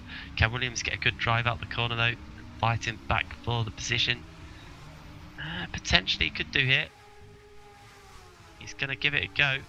Brewer's left the inside line open there through Curva Grande, but I suppose he wants to have the inside. But the De La Roche coming right up right now. Oh, there's contact between the two. Williams, I think he just tried to chop Brewer there, and well, Brewer's lost a position because of that. had a half spin, and Hiljanovic has actually got past both his teammate and Williams right now. So Hiljanovic up into 4th place. Great job by Hiljanovic here. I hope he can keep it up because he's doing absolutely fantastic right now. But Williams looks like he's getting a bit ragged now. He's come under pressure, and Brewer's got past him already. Even before they've got into Ascari, just made a mistake coming out the Lesbo, but Williams is going to fight back on the inside into Ascari. Oh, well, look at that. Brewer's in avoidance because I think Williams is going a bit wide. And Brewer's spun it. He spun it at Ascari. He's put it into the wall on the inside. And now he's just sat there. Is he waiting to go? No, he's retired. He's retired. Oh, disaster. The curse of the race 1 winner seems to continue here. Just as it did for Holmes back in Silverstone. Brewer's called it a day. He didn't want to fight for points. He only seems to want to fight for wins, it appears. And, well, he said enough is enough. So, a potential challenger for the podium there is out of this one. That promotes Jacob Pegg then up into 6th place. And what a race Pegg is having at the moment. Really good for Satellite. One of the best performances I've seen him put in so far. Rob Mason as well. Rob Mason from the back of the grid here. I think it was on the back row, his starting position. He's in 7th. Johan Lindberg also a good drive for him in 8th. So Hoekstra, I think he's made a mistake. Oh, and Hiljanovic has made a mistake as well.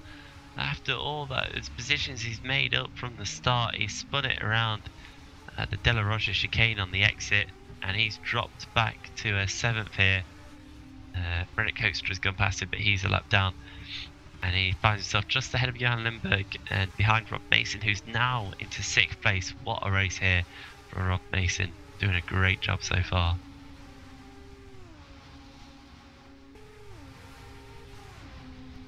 It looks as though the battle is on for 2nd. Holmes and Hoekstra are catching Menno Klont. Gap is down to 4 seconds, but probably not coming down as quick as they'd hoped. And well, if Holmes and Hoekstra are going to continue to battle, that's exactly what Klont wants, because that'll slow the both of them down. It's going to be interesting though here, what is Holmes going to be like at the end of this race, because of course he's on the harder tyre, which should be slower, but maybe it's just going to last longer. Is it going to make any difference over these 12 laps? Really interested to see, actually. Gotta keep my eye on this one, as I'm sure everyone is, because I think this battle is only going to hot up between Holmes and Hoekstra, but they really do need to work together if either of them want to try and win this race right now. The gap's down to a 3.6 seconds, taking about 0.2 per sector out of Klont. But will that be enough? Halfway through this race, 6 laps completed, 6 left to go. Can Jonathan Holmes and Wout Hoekstra catch Klont here?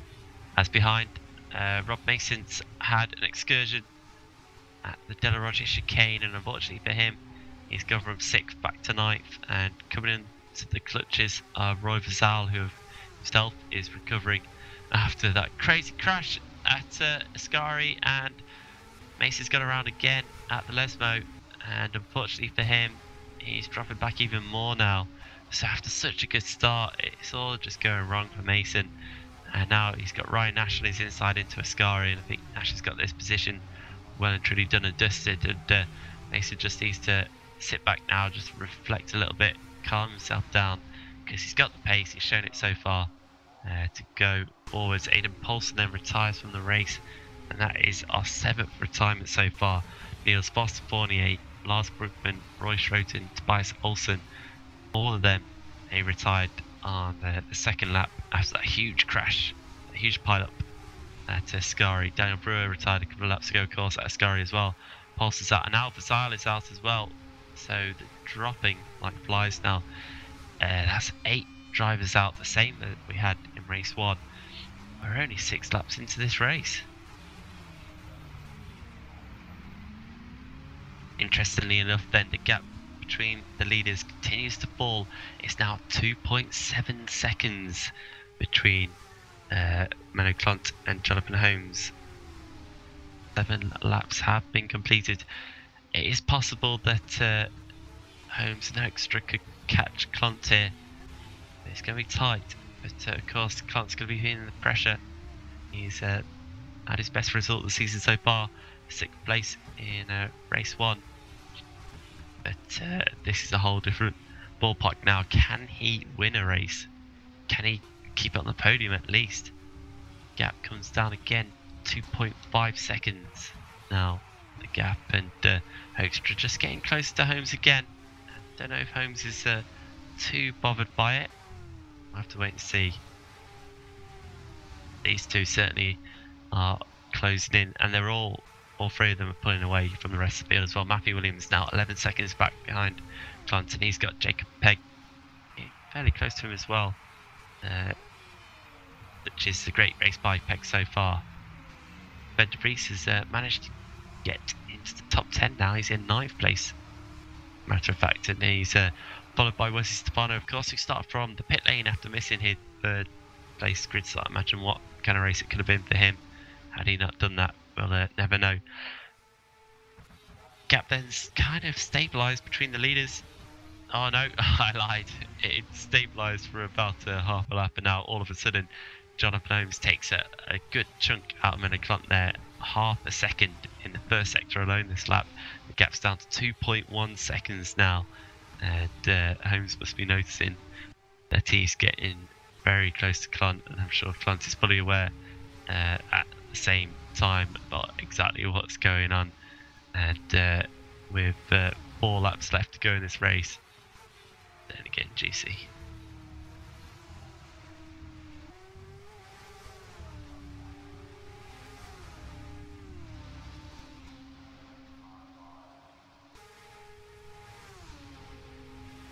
I can't tell here.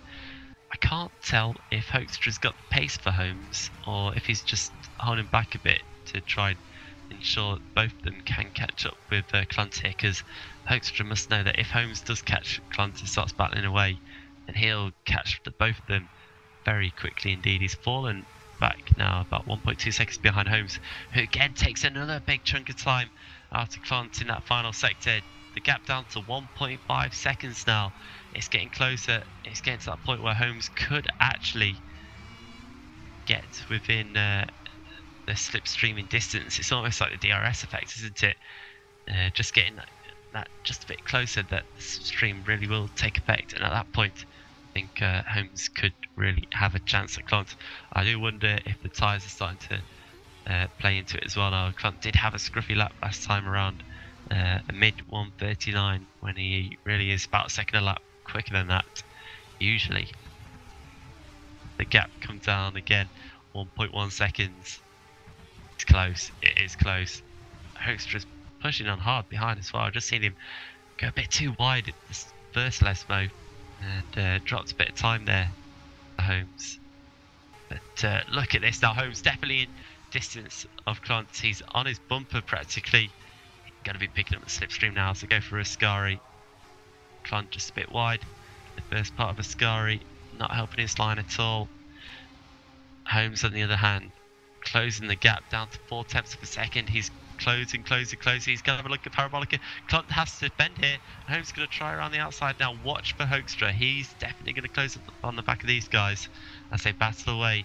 So if Holmes doesn't dispatch Klont quickly, it's going to be a three-way battle for the lead here as we complete lap 10. 2 laps to go. Can Klont hold on to this? He's gone defensive down the pit straight. Holmes is going to the outside, and look at that. He's got the position done, has he? Or is Klont going to come back in the braking zone? He's going to brake late. He's going to brake super late and somehow gets the car stopped, takes the position back. Holmes gets a better drive out of the Rettifilio and down towards Curva Grande. He's got to keep on the bumper here. He's looking to the outside. Can't really go around the outside there of Curva Grande. It just means he's taking too much of the track up, really. Too long of the line, the long way around the corner. Klont keeps it very defensive. We've got a driver off. It's Dan Hutt. Dan Hutt has gone off, and this time around he doesn't get involved with his teammate to Holmes' relief, I'm sure, as they go through the Lesmo. Look at that run by Jonathan Holmes in the Lesmo 1. He's got the inside with the Lesmo 2, but has to cut it short. And look at now, Hoekstra onto the back of Holmes, and he takes Holmes. Oh, a disastrous move by Holmes there. Just too tight of a line in the second Lesmo. Went for it when maybe he didn't really need to. And that's given Hoekstra the position. This is really heated up now in the final couple of laps here of this Monza race. We've got a real battle on our hands. Three-way tie for the lead. Klont, Hoekstra, Holmes. Hoekstra now, he's going to have a chance at winning this one. He's going to the outside of Klont. Klont's pushing him to the very outside of the track. And they're going to be side by side. It's Parabolica. Hoekstra brakes super late there. Great braking by Hoekstra. Gets the braking done, and Klont goes wide, and oh, nearly hits Holmes coming back onto the track. That surely deterred Holmes a little bit. And now they're going to be line astern down the pit straight onto the final lap then here at Monza. Holmes isn't really catching up with Hoekstra quick enough, and he needs to if he wants to try and win this one. Can Klont have a go at Holmes into the first game? No, not quite. But it is all bumper to wing, wing to bumper, however you want to call it. It's so close between these three now. Any of them could win this race in this final lap. This is exactly what we've been waiting for. We didn't get it in race 1, but we got it here in race 2. Oh my goodness, they're going to be free wide nearly into the Della Rocha chicane. Holmes on the inside of Hoekstra, brakes super late, gets the car turned in, but Hoekstra's going to get a good run coming out the chicane. Holmes goes to the pen, feels in the end he doesn't really need to, through the Lesmo and into Lesmo 1. Goes a bit wide though, doesn't he? That's going to give Hoekstra hope. Klont's still there in the background in case anything happens between these two guys. Through the Lesmo 2. Oh, Klont's nearly lost it there. He's pushing so hard trying to keep up with these two. Well, Hoekstra though, he's going to have the run now at Holmes. Is he going to have a go into Ascari, or is he going to wait until Parabolica? It's the reverse of their second place battle in race 1. It's happening again in here in race 2. And, oh, Hoekstra's got a bit loose coming through Ascari. He's still got a chance though. He's still got a chance. Klont has a chance as well. They're all going to be slipstreaming Holmes down towards the Parabolica for the final time. Hoekstra's going to go to the outside. He's got to brake late. He's got to brake the latest he's ever broke. He keeps it tight against Holmes. They're side by side. This is incredibly close. Hoekstra slots back in. He's going to try and slipstream Holmes. Can he get to him? Can he pass him before the line? No, he can't. Jonathan Holmes wins it by 6/100ths of a second from Hoekstra, with Menno Klont a further 0.2 of a second back. Between the three of them, that was a fantastic battle, so clean, the best battling we've seen all night, and a fantastic finish to what has been an incredible couple of races here. Hats off to all three drivers here for an incredible set of results. Holmes will feel, I think, some redemption there after race 1, after he really should have got on to win that race had it not been for the crazy incident that we all know about now. But he's won this one in race 2. Wupke Hoekstra drove superbly, just wait for the battle to come to him, took the opportunities when they came, and gave a good go of it himself. And Menno Klont just drove the perfect race from start to finish. Just didn't quite have the pace there at the end to hold off, but defended valiantly, and he was right there if anything did happen between Holmes and Hoekstra, so he can't go away disappointed, picking up his first podium of the season. He must be very pleased with that one, and well, that is an incredible amount of excitement there. I can't believe what we just witnessed. A fantastic end to the second race. I really am pleased for all the drivers in the top 3 there. That was brilliant racing, absolutely brilliant. To round out what else happened, Matthew Williams continues his great foray into GP3 here by picking up a 4th place, 1 place better than he did in race 1. Jacob Pegg, well, hats off to him. He's had a fantastic race, really good effort by Pegg. I would like to know where he has finished in the past, what's been his best result. I think he's not even had a top 10 in the past, so oh, fair play to Jacob Pegg to pick up 5th place there. Kept it clean, kept it cool, and was only 11 seconds off the lead as well. Really good effort. And yeah, he's doing donuts and probably deserves to do those donuts as well. Brilliant performance. Johan Lindberg in 6th, Antonio Janovic in 7th. Both good results for them, considering where they started. Kasper Onwin another driver who's had an excellent result here today to get into the top 10. Sven de Vries came from the back of the grid to get 9th, so not bad for him. But Stefano started from the pit lane, came 10th, also great.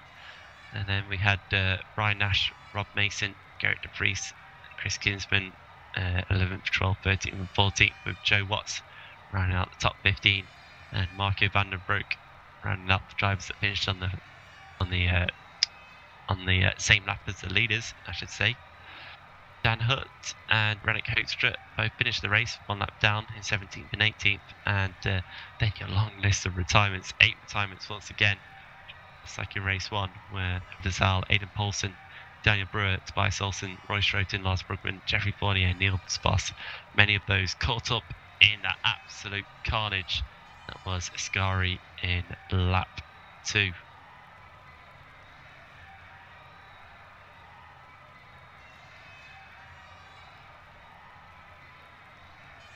Well, certainly need a breather after that one. That was incredible stuff there today. Absolutely incredible stuff, and just fantastic to see all the drivers really performing at their best, and we were treated to a fantastic battle at the end of race 2. So we're gonna have a few interviews here. I always say we're not going to have that many, then more and more people turn up as I start interviewing. So User was moved to your channel. Let me User was moved to your channel. Get the guys in here, and we'll start away on the interviews, and hopefully they're ready for you, ready for me, ready for you guys at home as well. And I think I'll start off then with our championship leader, and that of course is Wupke Hoekstra. And Wupke, you've of course won a race already this season, and again today you came so close on 2 occasions, especially in that second race when you were leading it right up until that final lap after that great battle with yourself and Menno Klont and Jonathan Holmes as well. But great haul of points, 2 second places. You must be very pleased with today. Yes, I'm very happy, especially considering the results of all the other guys that are high in the championship, such as Tobias, and Stefan wasn't even here, so, and Sven didn't perform that well either, so it's really good for me to get a good haul of points again and walk away, or well, race away from the leaders, and yeah, get that solid first place in the standings. That's really nice. Of course I would have liked to win, but yeah, it is what it is, and the racing was great, so that's all I want, and it's what I got, so that's good. Yeah, really good stuff. Talk us about through that first race to begin with, because it looked as though it was the race that no one really wanted to win in the first half of the race at least, and at one point it looked like you could be the winner, but it didn't quite work out. Yeah, true. Daniel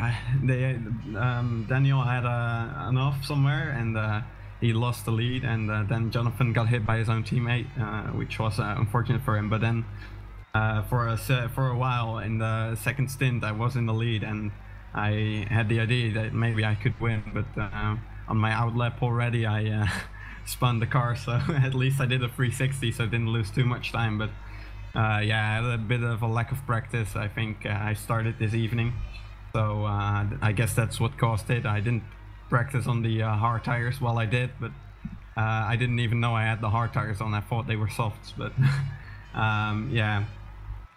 So I had some problems with some corners still, but in the second race it was all right. So yeah, brilliant stuff. And just tell us about that second race then. Of course, that battle right at the end, incredible battle, and it really brought the well, what was already a fantastic second race, really brought it to life at the end. Really intense final couple of laps. Yeah, definitely. I mean, I was behind Jonathan the whole time. I was waiting for him to catch up with Menno. I wasn't attacking him. I knew that if I waited and he would attack Menno, then I was hoping that Menno would stop him a bit and that I could catch up and take advantage of it. I almost got the advantage I wanted. I passed Jonathan, but then I had to get past Menno as well, and well, that worked out. But then Jonathan came past again, and I left him the space. I was like, yeah, I could defend really hard into the corner, but maybe then something happens and I don't want to lose all the points I have. So yeah, I tried again in the final corner, but around the outside there is very hard. So it's a good result and a great racing from Jonathan and Menno. So yeah, I really enjoyed it. Yeah, we certainly enjoyed it as well. So glad you enjoyed it indeed. And just one final question from me then. It's very much now looking like it's a 2-horse race between yourself and Tobias Olsen for the championship this year. I know I always ask you about the championship after every round, but is that your focus now, just to make sure that you score as many points and beat Olsen every race that you can? Yeah, definitely. And I also got to watch for Jonathan. He's really quick and he's scoring good points as well, but he's still way behind. So as long as I keep scoring the points, keep scoring some podiums, and every now and then hopefully a win as well, then I should be fine. And I think I can get the championship once again. So that would be nice.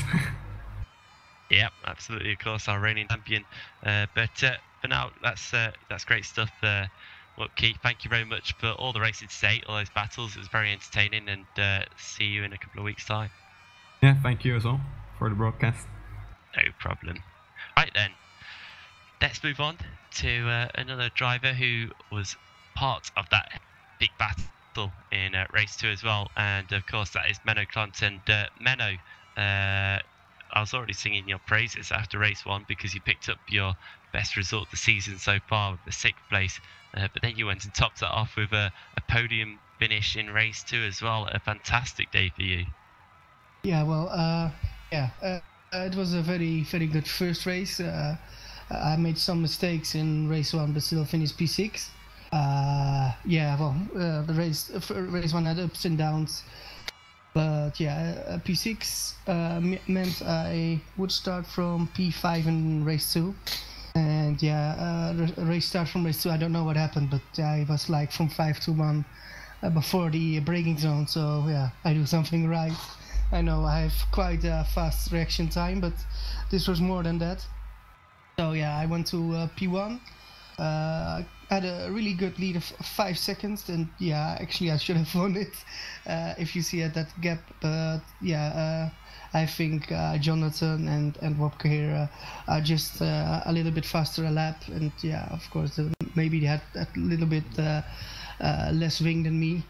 So they got me with, I think, 1 lap to go. I braked Jonathan into the, that was in going for lap 11. It was amazing, and I got it back. But then they both came, and then there were Wopke and Jonathan there. And in the last lap, yeah, I knew this will be very difficult to win. But yeah, I knew that in some corners, if you want to go. Number 1 and 2 want to go in there with each other, one will lose out. So I was like looking the last lap if I could get closer, and well, sector 3 I was gaining so much that I nearly got them on the finish straight. Overall, very happy with P3. Of course, the racer in me would have liked to win, but yeah, both guys I lost from today are amazing drivers, and yeah, it was good fun to race, and I'm pretty proud that what I done today. Car was really good, setup was pretty good, and yeah, what should I say? Really good. Yeah, gracious as always, and fantastic to hear, Menno. And yeah, I actually forgot about how good your start was in race 1 as well. What was it? Sorry, not race 1, race 2.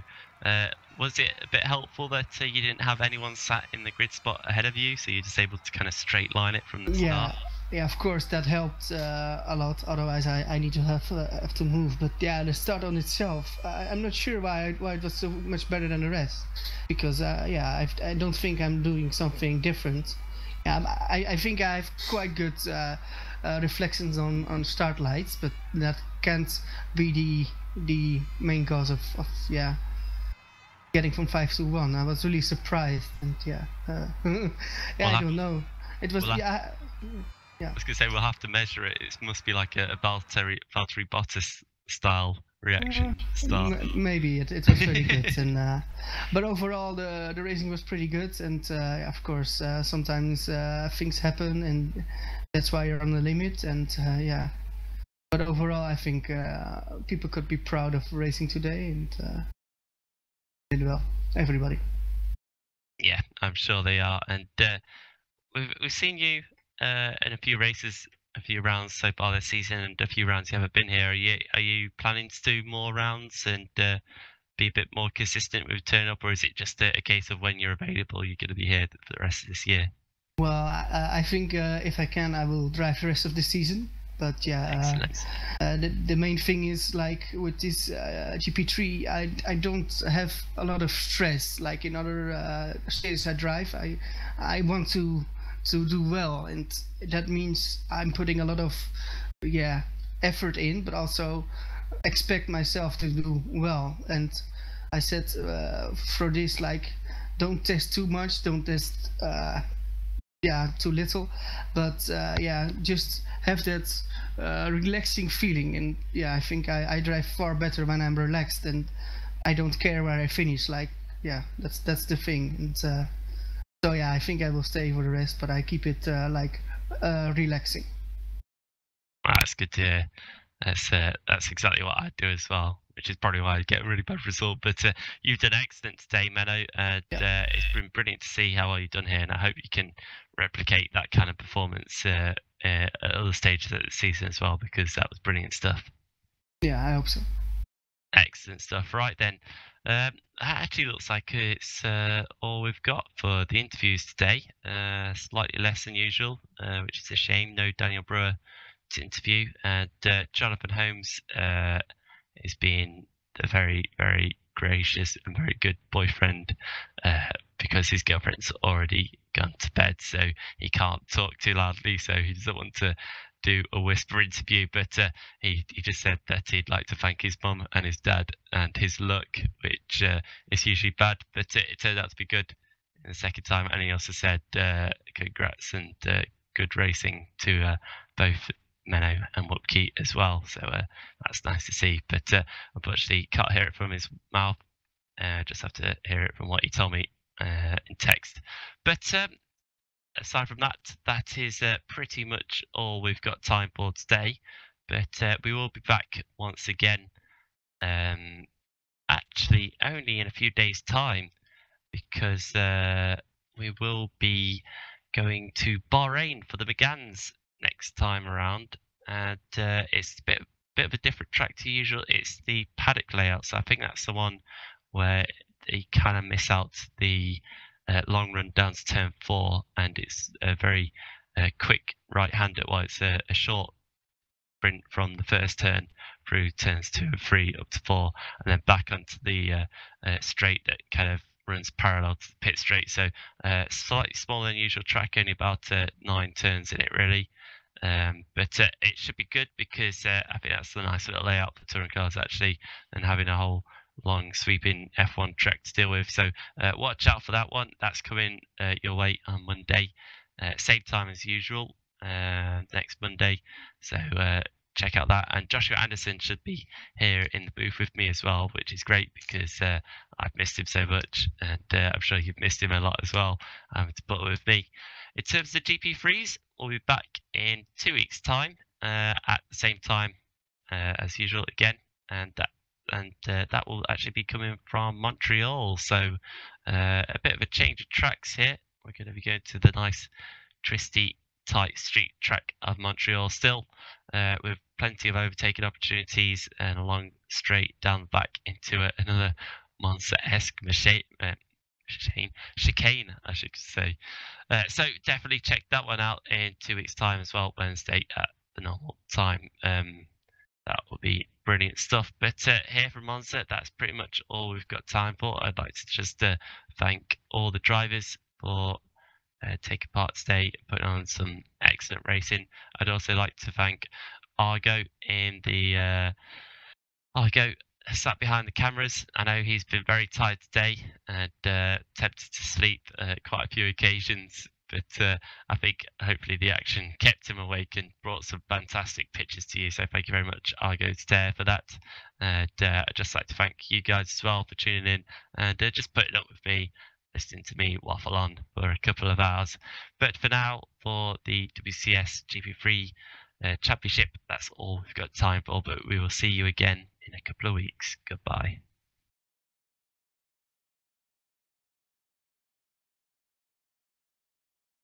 Hooray.